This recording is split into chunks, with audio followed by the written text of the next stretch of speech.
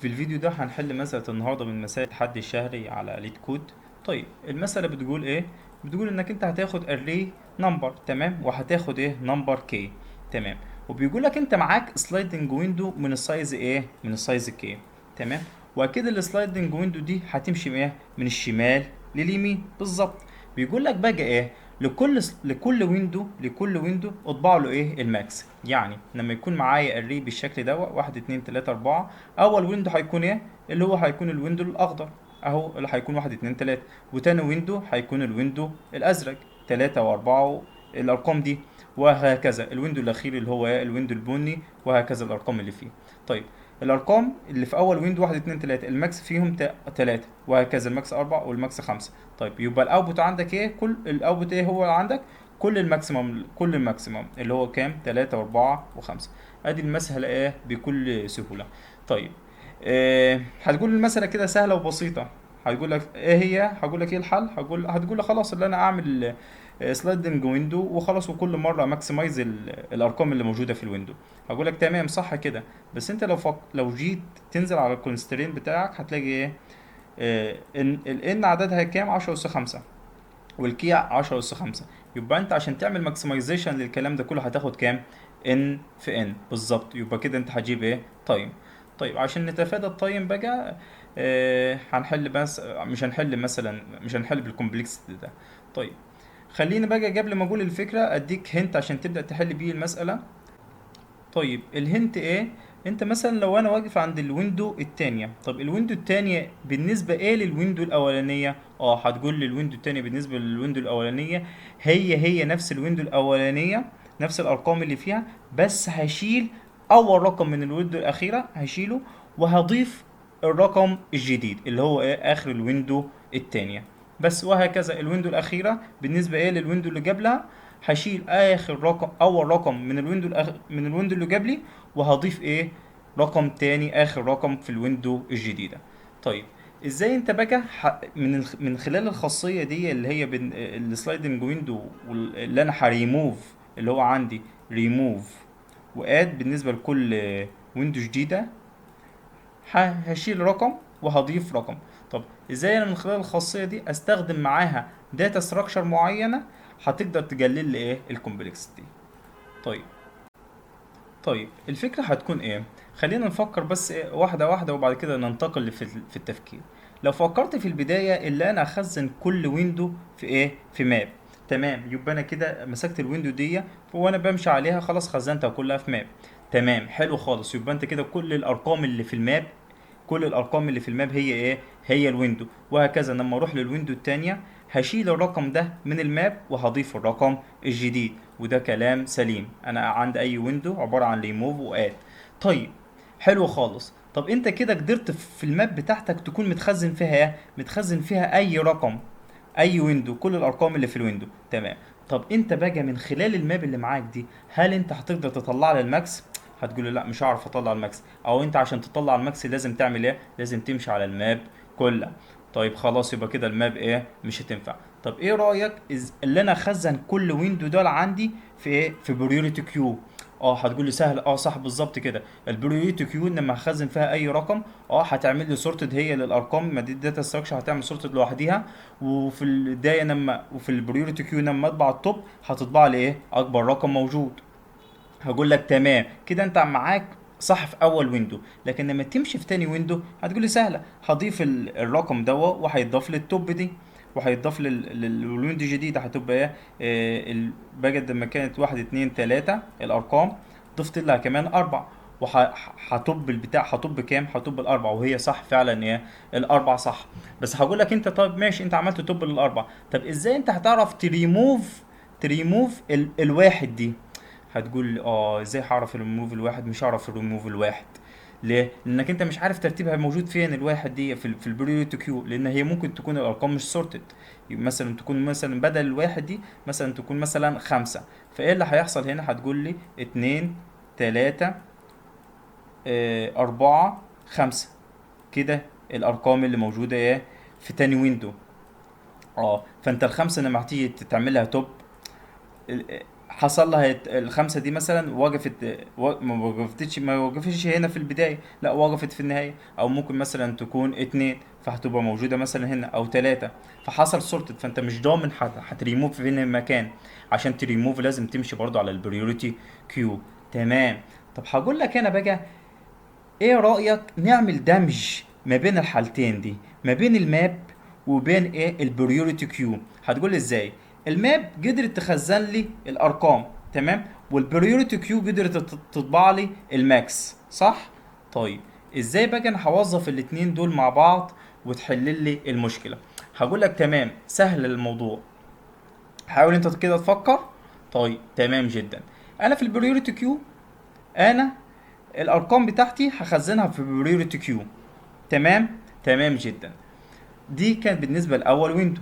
وبعد كده هخش برضو على الاربع هدخلها ايه في البريوريتي كيو. طب اما بقى الريموف بتاعتي هشيلها ازاي؟ الريموف بقى هخزنها في الماء. تمام. واول لما الاقي التوب بتاعي في البريوريتي كيو ده موجود رقم متخزن في الماب، خلاص يبقى شيله. هتقول لي ازاي؟ انا مش فاهم. هقول لك تمام. انت دلوقتي معاك اهو هنا، انت معاك الري بالشكل ده. فاول حاجه عندك البريوريتي كيو تخزن فيها واحد اتنين تلاته. تمام. تمام جدا. طيب تاني بريوريتي، تاني ويندو هتخش ايه جبت اللي معاها ايه الاربعه. تمام. تمام جدا. طيب المفروض اشيل مين؟ اشيل الواحد. تمام. طب هل الواحد ده هيأثر على الويندو التانية؟ ليه؟ لان هو الماكس هنا كام؟ الماكس هنا بتلاتة.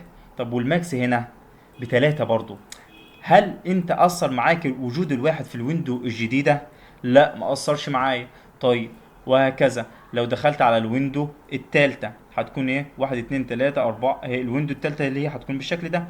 بس انا لسه معايا ايه؟ معايا اول رقم ما شلتهوش، كان المفروض اشيله في تاني ويندو وما شلتهوش.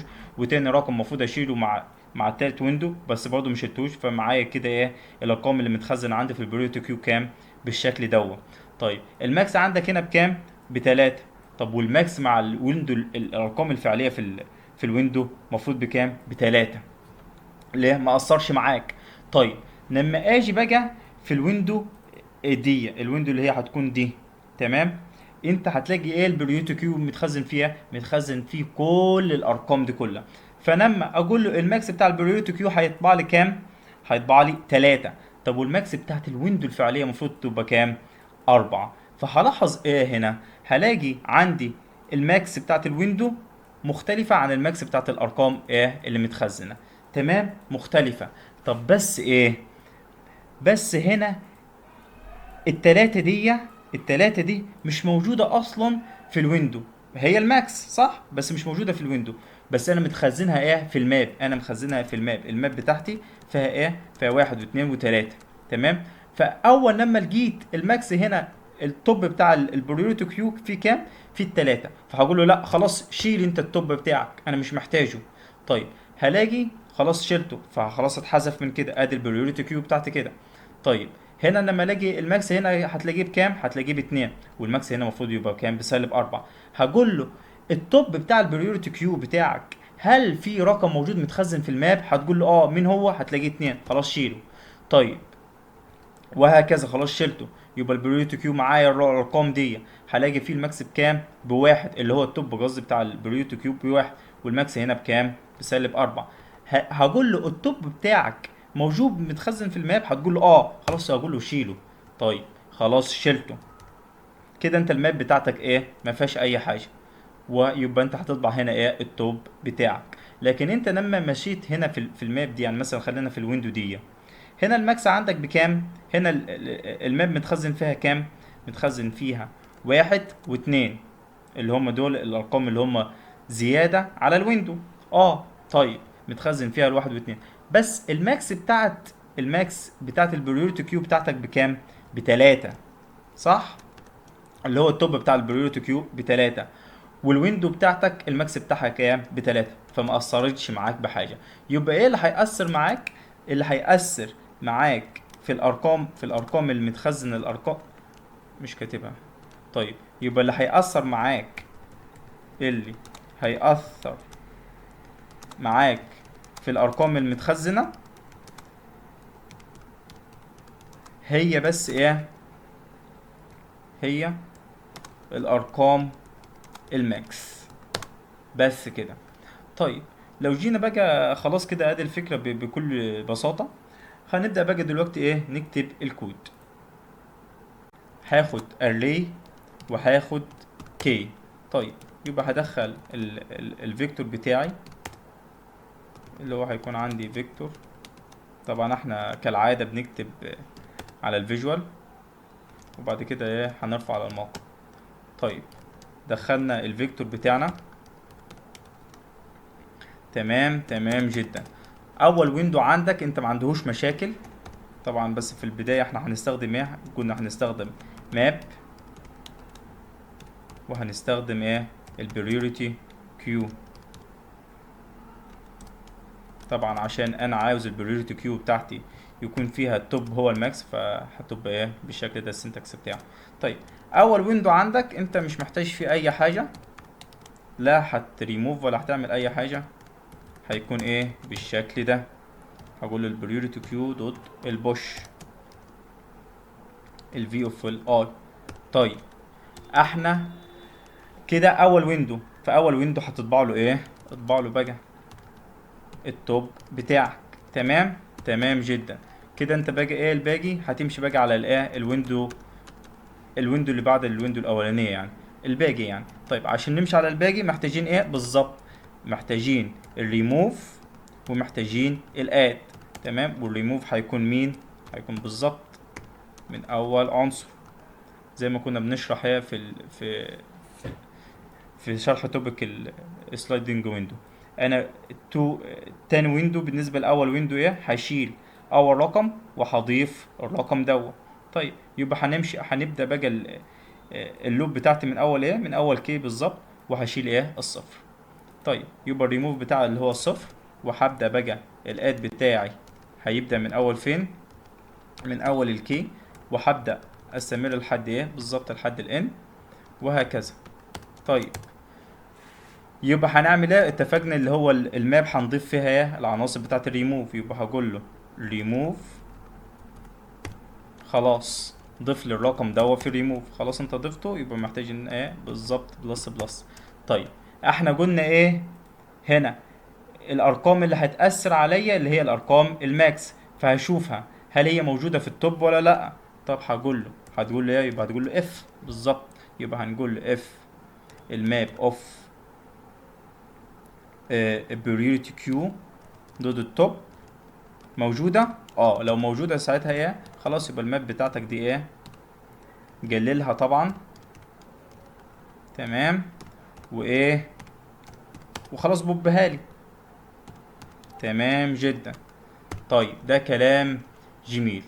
طبعا عشان انت هتتشيك على التوب فانت محتاج تقول له ايه بالظبط؟ البريوريتي كيو بتاعتك دي السايز بتاعها. تمام عشان ما تجيبلكش ايه؟ ران تايم. طيب التوب هتجيب ران تايم طبعا لو انت اتشكيت عليها والسايز صفر.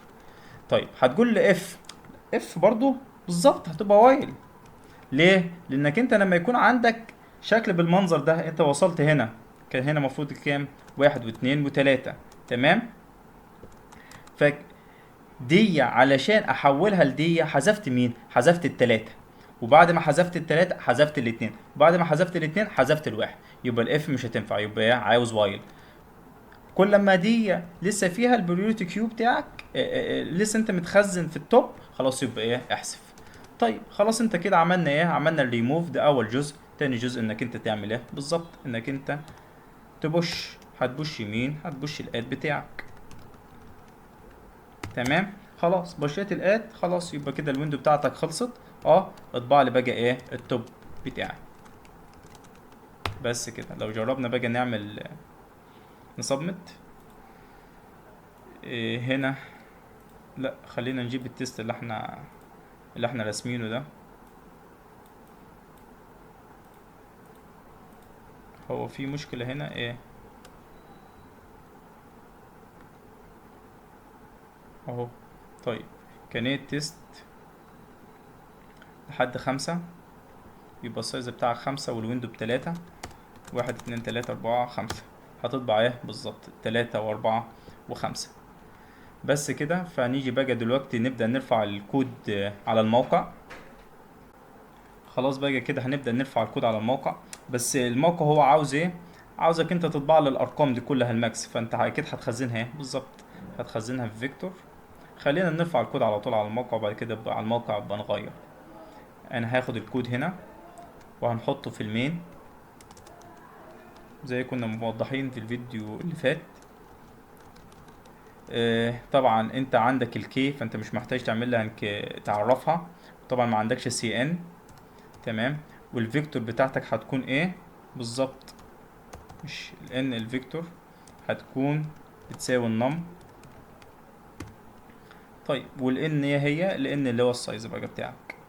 الان هتساوي فيكتور دوت السايز.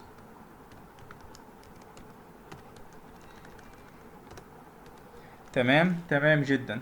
بدل السي اوت طبعا انت هتحتاج انك انت ايه، طبعا احنا عارفين اللي هو في السي اوت في الليد كود، بس انت طالما هو كذا اكتر من رقم هو عاوز في الفانكشن بتاعته فيكتور، فخلاص يبقى نقول له ايه؟ فيكتور اوف الريزلت. هنخزن بقى ايه في كل السي اوت.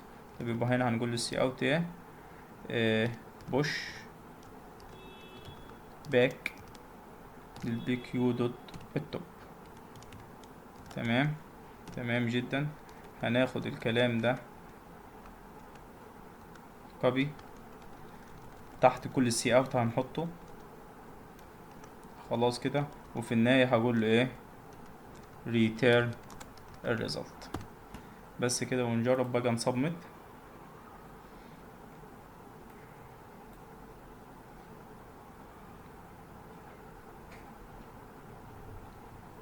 بس كده. وهو الكود جاب accepted. هو تقريبا لسه بيحمل.